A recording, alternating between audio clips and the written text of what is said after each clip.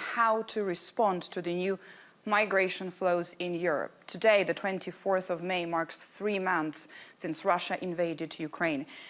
And that would displace millions of people, both internally and in flows of refugees into the rest of Europe. What actions should European policymakers and business leaders take to respond to the immediate and longer-term humanitarian consequences of this crisis caused by the war in Ukraine? This is the topic of this session, and I'm very pleased to be here with the speakers. Let me introduce them. This is my honor to have here with me Natalia Gavrilita, Prime Minister of Moldova. Hello. Margarita Sinas, Vice President for Promoting the European Way of Life at the European Commission. Hello, good morning. And Becky Frankiewicz, Chief Commercial Officer and President, North America Manpower Group from the US. Great to have you here. This session is streamed on the World Economic Forum platforms, and it is also live on Euronews. And to start with, I would like to tell you that we will have the possibility to make this discussion interactive and to ask the questions a little bit later on. If you do have comments, please don't hesitate also to use the social media, use the hashtag @WEF2022, and we're going to get back and we're going to discuss the comments and the questions that you're going to have to all the speakers here as much as we can.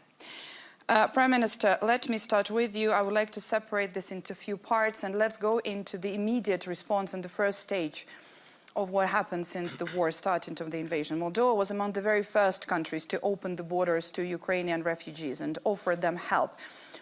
What are those decisions that had to be made on the national level in the first days of the war? Well, first, let me put things a little bit into perspective.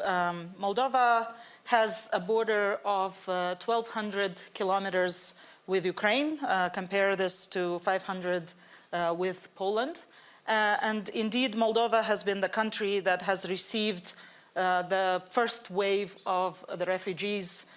We had in total about 500,000 people who have crossed the border between Ukraine and Moldova, and we still have 90,000 people who are in Moldova and decided to stay.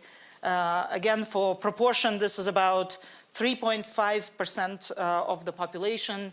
The equivalent in France, for example, would be 2.7 million or 2.1 million in Germany. So we already were in an emergency situation caused by the energy crisis that Moldova has faced since the end of last year. So we were able to take quick decisions through the emergency committee.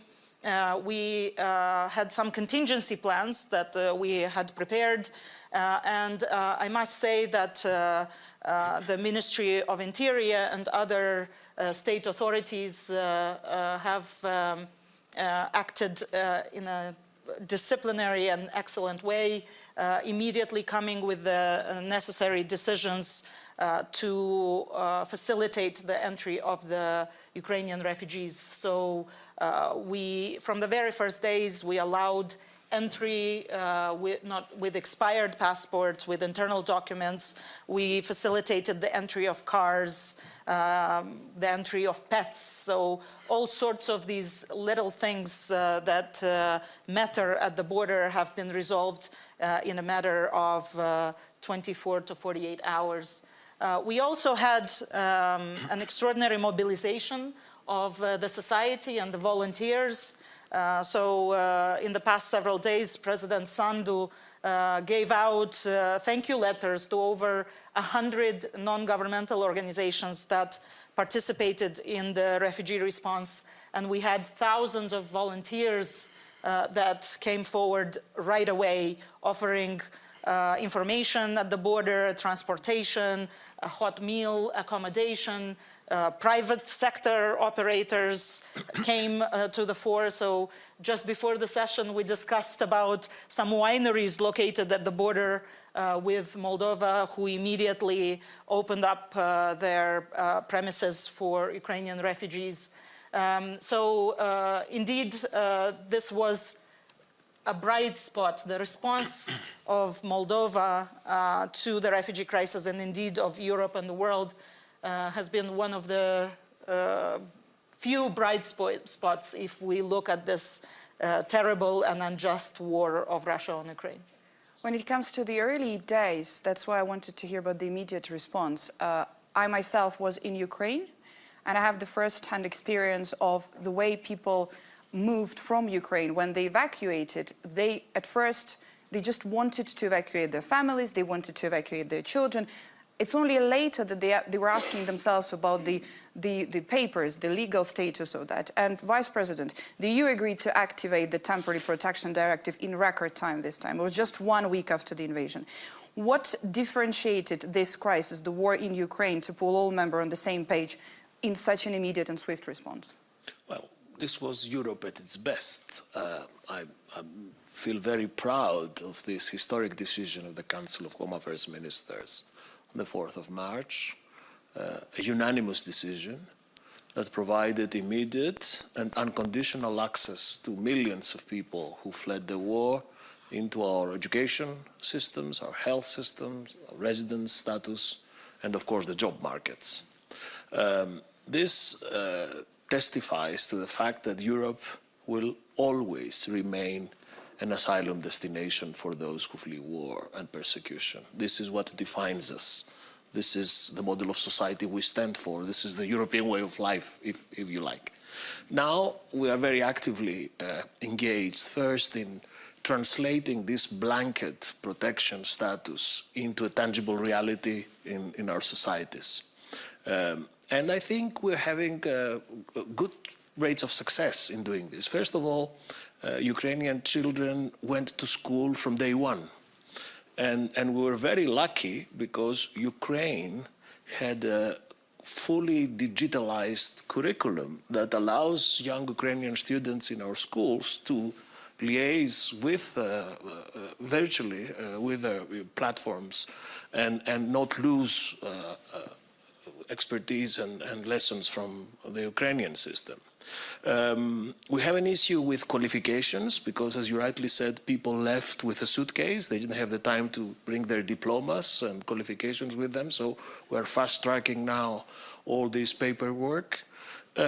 On health, there is an issue because Ukraine was a relatively low vaccination country, so we are now, thankfully, we have reserves of vaccines to help the refugees, but at the same time we also identified 15,000 hospital beds for emergency treatments, and we are paying from the EU budget through the civil protection mechanism so that those who need urgent attention find it.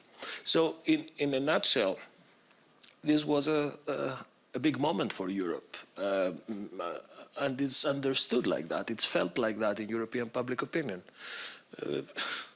It's a bit funny or paradoxical that this temporary protection directive, we enacted it in 2001 to plan ahead of an exodus from Yugoslavia as a result of the Kosovo war. But it was never applied. Who would have told us that we'd have to apply it 21 years later to cater for a war in Ukraine? But this shows also an idea of how the political accelerator of history works. But we were ready, and I'm very proud to be able to give this policy response effectively in record time. Absolutely. Becky, private sector and businesses as well, they really reacted instantly when Russia invaded Ukraine. For many refugees leaving the country, finding a job is, as Vice President said, as Prime Minister said, is a really crucial first step for people to get settled for a while, temporarily, or for longer, but that's one of the first things that they need. What else could you single out as the immediate needs that businesses can also address and help with? Yes, I'd say first, at Manpower Group, we believe that unleashing human potential is how we'll change the world around us.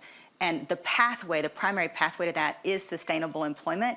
It can be temporary or it can be permanent, which is why access to a job was so crucial and is so crucial for refugee resettlement. And so I'd say what more? I'd categorize it in two ways, open borders and open minds. So what I mean by that is open borders. I'm so impressed with what the EU did to allow protective orders so people can come in and come across the border. We need more of that. We need employees and government and employers working more closely together. I'll give you two examples. We have a big operation in France, and in France, traditionally, you have to speak French. In working with our clients in France, we were able to say as long as 1 in 10 of a Ukrainian group speaks French, we could actually place 10 of the employees. And so opening up our borders, even within companies. The other piece I'll say, and I think Prime Minister mentioned it, is around childcare. Access to childcare and education, as you mentioned, are so crucial. 85% of the Ukrainian refugees that we've placed to work in Poland have been women, 85%. And the majority have been female. So that's open borders. In terms of open minds, employers, the private sector has to realize that we are in a borderless talent community now. Talent will move, talent is moving. Yes, they're moving when they have to move, as in Ukraine, and they're moving when they choose to move for opportunity. An example of that, we work with several of the European automakers who traditionally haven't allowed women in certain parts of the manufacturing process. Now we've worked with our clients to unlock the capability with some change of requirement for women to work in places they never have before. And so as employers, we have to realize to unleash potential, we have to, yes, open borders, but we have to be much more open-minded on how we put people to work. And it has to be done rather quickly as well to be that open-minded. With urgency. Absolutely. Let's go into the lessons after this immediate response as we open the session. Let's go into some of the lessons that we can say you've learned and you've realized after that immediate response. Prime Minister, the EU announced a support package for Moldova in response to the ongoing crisis. Do you require any additional immediate response, seeing already, having this experience already, having reacted to it? Of course, we are very grateful for the support that we have received. The EU, of course, is a major contributor, but other countries have also stepped up, and we have received additional support from the US, Japan, and other partners. And we have been very impressed with how international non-governmental organizations stepped up as well. At the same time, we are moving into a more protracted situation. So as was mentioned here, the majority of the refugees are women with children. So half of the refugees that are staying in Moldova are children. They have access to our schools. The women have access to healthcare, well, and children as well. So the refugees have access to healthcare and jobs. But of course, this then puts additional strain on a country with limited resources. So Moldova, of course, is facing the problems that many countries in Europe are facing, but because of our GDP per capita, it's influencing us more. So our inflation has already reached 27%. It's highest in Europe. And you know, there will be no growth, even though we were on quite a good growth path before the war. So we have already received additional financing from the IMF, the World Bank. We will receive macro-financial assistance from the EU. But one that was calculated before the war, and second, we are reaching our debt sustainability limits, and we are incurring currency risks with these loans. So it's not just important to receive assistance, but it's important the type of assistance that we receive. You know, the assistance that we receive in, for example, for projects or loans, it's harder to absorb. It carries these other risks that I've referred to. So we are asking our partners for grant support and budget support, which can be absorbed much quicker and oriented towards those services like health and education that have higher pressure now. But also, very importantly, we need support in the form of investments. We need strategic investments, strategic geopolitical investments, if you wish, in various sectors, that would build trust, build confidence, and also make Moldova more resilient. So we need investments in the media space, for example. We need investments in energy sector. We need investments that would help us have these, this open mind and maintain open borders. And here I want to mention, of course, our application to become a member of the European Union. We need sort of a positive outlook. We need this light at the end of the tunnel for our people. We need to make sure that we maintain the gains that getting closer to the EU over the last 8 years through the association agreement and through deep and comprehensive free trade agreement has allowed us to achieve. So, we are talking to the European Union about removal of quotas, liberalization of transport authorizations. We want to be part of more mechanisms and institutions that would anchor us in the free world and help us develop in spite of the crises of the day. Yeah, and develop the resilience as well, and to strengthen that resilience, as you said. Vice President, you mentioned the works on the Temporary Protection Directive that started much earlier. What lessons can we take from the previous refugee crisis when it comes to the EU response to the current Ukraine refugee crisis? How can what has been done now by the European Union, how can this help shape the response to other crises? Because that's another aspect of resilience. Yeah, that's actually a very, very timely question, because, as you know, at the same time that we provided this comprehensive response to the Ukrainian refugees, we're still struggling as a European Union to get an agreement on a broader, holistic, cohesive EU framework for migration and asylum, which we sadly not yet have. We are the biggest and better regulated single market in the world. We account for 20% of the world's GDP. We have the second world currency of reference. We bought vaccines. We have the recovery plan. We welcomed 5 million Ukrainian refugees, but we do not yet have a migration policy. This obliges us to very often function like firefighters instead of architects.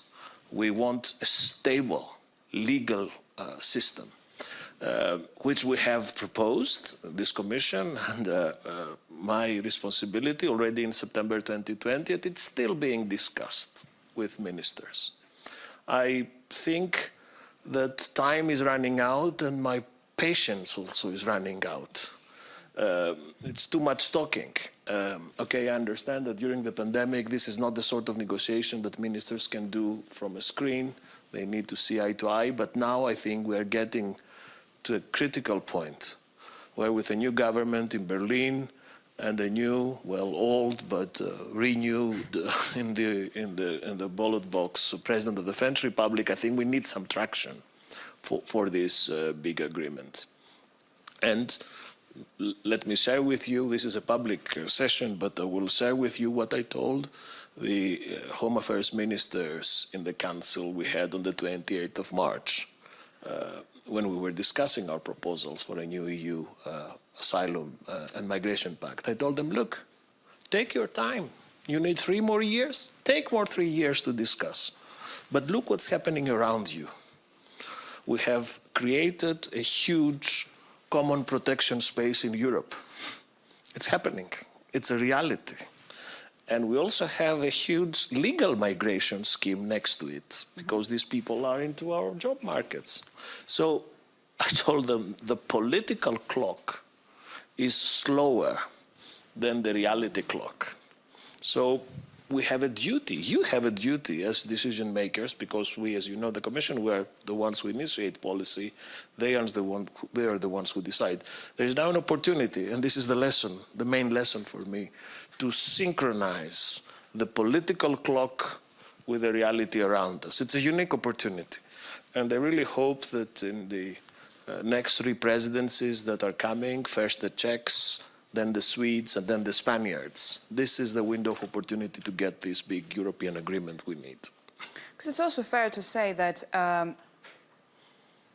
the momentum that is not right here now, this is, as you said, that will make national responses, European responses, but stronger for any possible crisis in the future, and there wouldn't be the need for this emergency instant discussions, negotiations, and the system would be set and would be in place. True, but if you allow me a comment, in my view of things, I don't want Europe to be able to react only under crisis and when an external That's enemy. what I mean, yeah. I mean, we need a rules-based, normal system, as everybody else has, where everything connects to everything else, that we can activate each time we need under normal circumstances.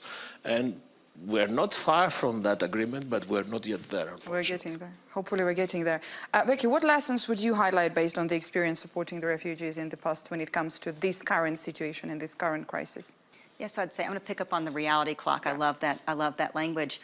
Whether it's Syrian refugees that we've assisted, Afghan refugees that we've assisted, or now Ukrainian refugees, the commonality we've seen is the need for skills and upskilling. And so from a worker perspective, skills are changing at the pace of technology, and so we have to keep pace to make sure as employers we're future-proofing these workers, refugees, and workers across the economy alike. And one of the things that we were so fortunate, and I love your concept of preparedness. You have to be prepared prior to the crisis.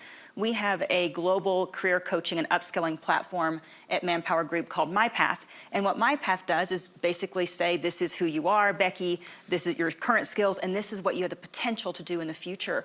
And we were so grateful that we had that in place prior to the Ukrainian crisis, because it allowed us to welcome in this talent, understand who they were quickly, and then start pathing them into their future jobs. And it can be micro-skilling, things like communication skills and soft skills, or in the Ukrainian crisis perspective, a lot of language support, helping them understand the basic languages so that they can be effective in the workplace. And so the commonality we've seen, and it's not just in the crisis, it's been over 70 years of our existence, is the need to constantly future-proof workers, because the world changes constantly, and we have to make sure it's our responsibility as employers to make sure that we're providing the training and development to keep workers ready for work.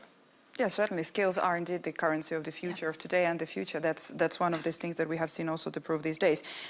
Before we go to the questions and answers with people with us in the room and the comments on social media, I'm going to just quickly also finalize my round of what I want to ask you. I want to go into the long-term humanitarian consequences of the crisis and the future of the migration policy, something that you, Vice President, touched upon already. But let me start here. Prime Minister, what migration strategy would Moldova want to have in the future, and what way will the country change or will not change the current policies regarding the migrants from Ukraine and elsewhere? So what we have seen in this crisis is that Moldova is a small country with a big heart, and I'm very proud of the response of the Moldovan authorities and the Moldovan society to this crisis. We were able to very quickly allow, through the Emergency Situation Committee, the right to work under a very facilitated procedure. And I think that this has influenced the way that the government is looking more broadly at what employers have been asking us for a long time, and that is the opportunity to employ foreigners under more facilitated procedure. So I think for the longer term, we will have, and we are already working on removing sludge or removing the bureaucracy from the employment of foreigners. But for Moldova, also what matters when we discuss migration policy is the policy towards diaspora. Moldova has a very large and competent and skilled diaspora, so for sure part of our migration policy before the refugee crisis, but also after the refugee crisis, is how to convince Moldovans to come back and to get involved in Moldova's future and Moldova's development. We have been able to attract Moldovans to top jobs. The Deputy Prime Minister and Minister of Foreign Affairs and European Integration is sitting in this room, and he came and joined the government from the diaspora.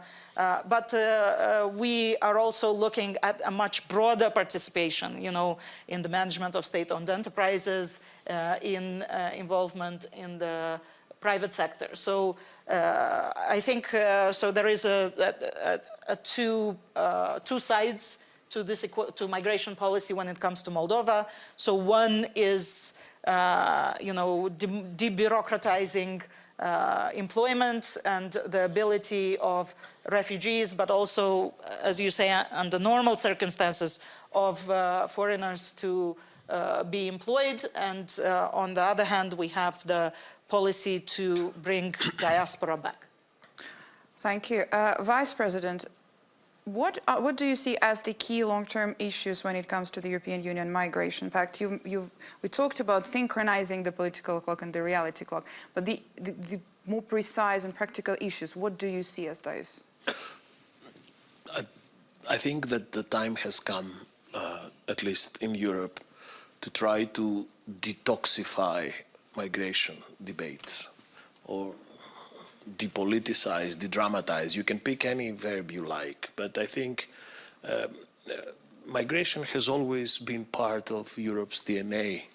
I mean, this is an international audience, but I'm sure that in a European audience, everyone somehow linked to some sort of migration if we trace our past. So I understand that migration policies touch the heart of national sovereignty. They're very close to political cleavages. They are very easy subject for the populists to promise very simple solutions to very complex realities. But I still think that now is the time to de-dramatize and detoxify migration policy. At least that's what I'm trying to do. Now, on how this future EU migration policy would look like, this is actually what drives our proposals of September 2020. I like to present this as a three-story building, a house with 3 floors. The first floor has to be a very strong external dimension, relations with countries of origin and transit. We will never be able to manage internally unless we are able to manage externally with these countries of origin and transit. The second floor has to be border management. The European Union should have a collective system for managing its external border. We need this. There will be no migration policy without border management and without uniform border procedures at our external border. And the third floor would be the solidarity floor, where everyone shares the burdens. And we are a family. We cannot delegate this only to the member states that geography has put in the first line of reception. So this is my dream. This is my vision of a holistic migration policy. What's the problem? The problem is that in the negotiations so far, member states prefer to take the lift and go straight to the floor that interests them. So if you talk to the solidarity givers, they all want to stay on the first and the second floor. They don't much care about the third. So if we work with third countries and if we have border management, few people would come, so no need for solidarity.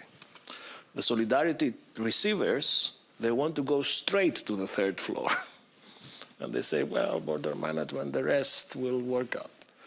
I'm very adamant, and thank you for giving me the opportunity to repeat this. This house has to be constructed with all 3 floors at the same time, and with an equal degree of resilience and resistance. Otherwise, it won't happen. Again, we're not yet there. There's lots of construction work happening, and I hope we'll get there soon. We hope so. Becky, in terms of long-term refugee employment policy, there is an interesting issue here in the question on how can businesses shape up an efficient model to support refugees in need, to do that work, but also to keep up with their business and to be competitive and efficient? Yeah, so we see this as probably the biggest challenge the next 5 to 10 year horizon. Companies and countries need to have a longer term view around supply. We were chatting a bit before the session on, you think about employer value proposition, countries are going to need a value proposition. What's going to attract talent into your country, particularly in Europe, where we're seeing so much opportunity for migration. So that would be the first thing, is a longer term view of supply. The Vice President and I were chatting, we're both hearing across Europe, countries saying they need 400, 500,000 immigrants today just to maintain current economic growth, because make no mistake, talent is the fuel for economic growth, and so figuring out long-term supply is essential. The second thing I would say, back to the employer side, is we as employers in private sector have to invest in employee development. Back to skills and upskilling, 90% of companies around the world now are doing more around employee development than they were 5 years ago. So you could take that stat and say, okay, we're good. We're not. We were doing nothing really 5 years ago, and now we're doing something, and we have so much more to do to make sure we're keeping pace with skills. And the last thing I would say is I'll leave you with a story. We had a young woman named Daria who was a Ukrainian migrant, actually, before refugee.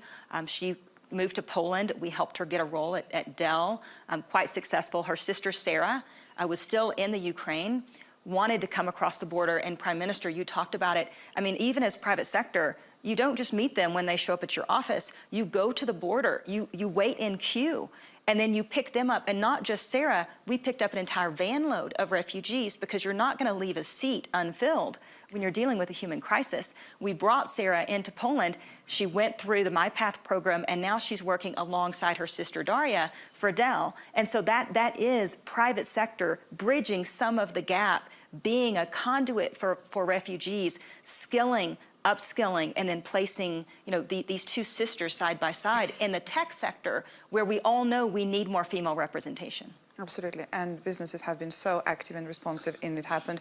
Also, what I want to note here is that all businesses, bigger businesses, but also SMEs as well, and the micro enterprises as well, everybody really stepped in.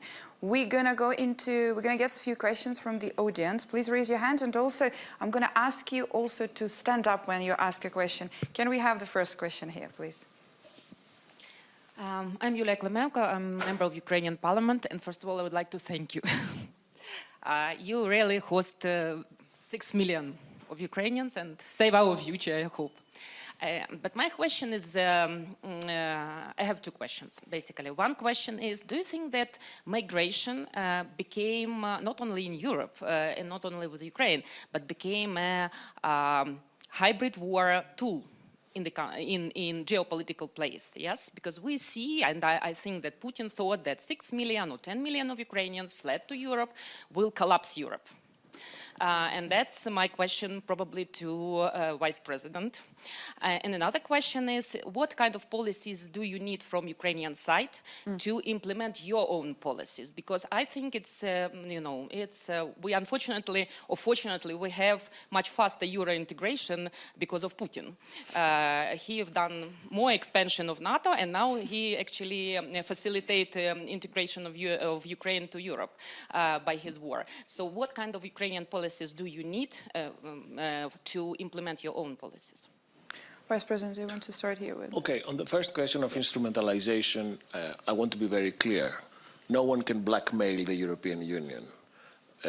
3 authoritarian leaders tried in 2020 in the Greek-Turkish border, a bit later in May 2020 in the Spanish enclave of Ceuta in northern Africa, and during the summer 2020, the last European dictator, Lukashenko, tried to push 25,000 people into Poland, Latvia, and Lithuania. In all 3 instrumentalization attempts failed. We were able to cope, we were able to provide solidarity to our frontline member states, we organized procedures, humanitarian aid, and we proved that it's not easy for these authoritarian leaders to blackmail us. I don't think that the situation in Ukraine is directly comparable to these designed instrumentalization moves. This is a war, and in a war, people have to flee, save their families. We have 4 member states with common borders with Ukraine, plus Moldova, who is a partner. So I don't see it as an instrumentalization. I see it as a direct consequence of the war, and I think we did the best we could. Now, on what kind of policies one would expect from Ukraine, I think this is a very good question, especially because after the war, there will be many pilgrimages to Kiev.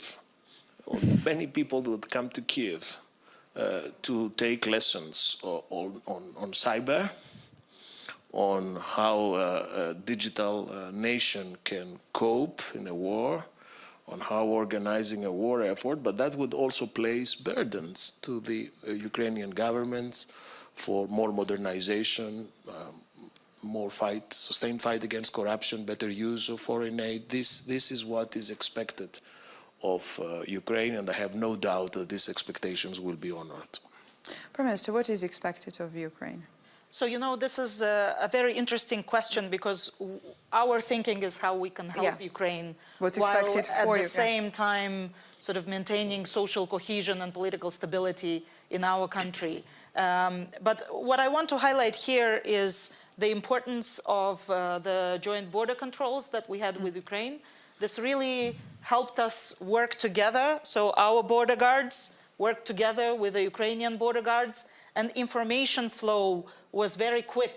So we were able to identify people without documentation through these information flow. So I think that sort of maintaining an open policy and maintaining good communication on all levels and this information flow is actually the most important thing. Becky, what's your take on that? What is expected from you?